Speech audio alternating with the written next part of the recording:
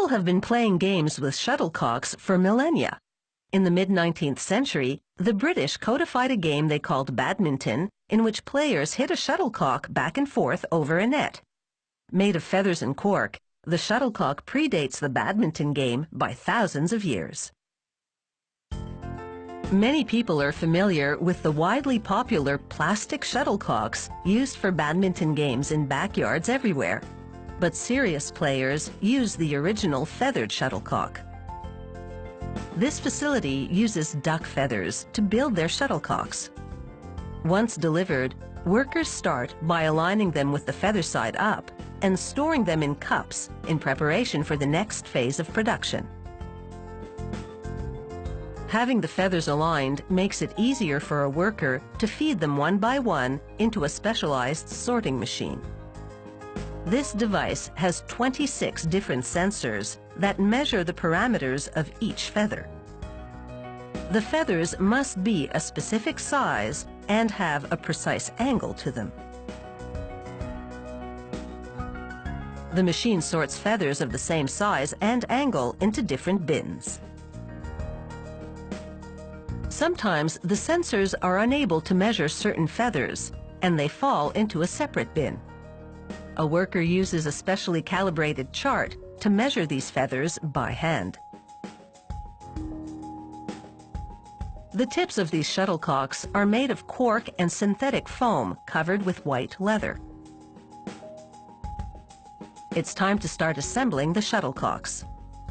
Each shuttlecock must have exactly 16 feathers, which must be all precisely the same length. The punching machine begins the assembly process. It starts by punching 16 holes in the perimeter of the shuttlecock tip. The worker feeding the feathers into the device must keep pace with the machine, which is producing shuttlecocks at the rate of 1 per minute.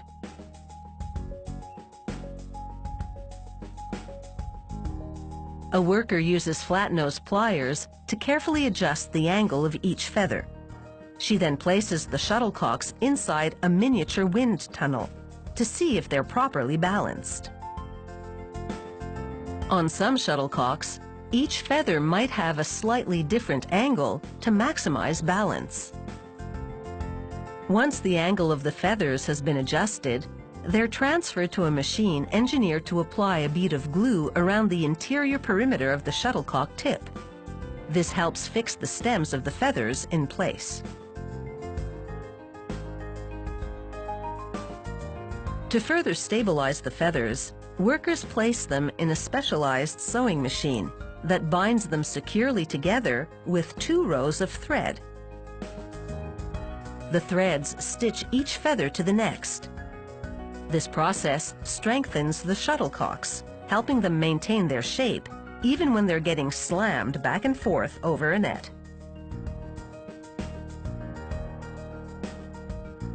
When the machine has finished stitching a shuttlecock, a worker ties off the thread to keep it from unraveling and cuts off the excess.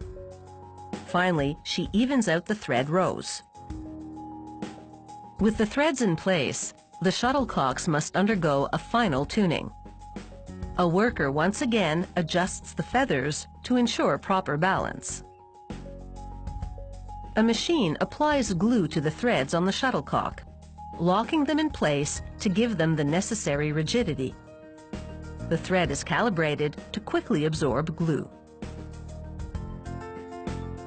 A worker applies a green strip, which indicates a slow-speed shuttlecock. Medium-speed shuttlecocks get a blue strip, while the fast ones are red. It's time for quality control testing. A machine equipped with a racket-like arm fires the shuttlecocks to a waiting worker. Shuttlecocks can move at speeds as high as 90 meters per second. That's twice as fast as a pitcher can throw a baseball. Once the shuttlecocks have passed the quality control test, a worker inserts 12 at a time into long cardboard tubes, similar to those used to hold tennis balls. With its 16 feathers, It's no wonder the shuttlecock is also known as a birdie. These high-quality products are ready to fly.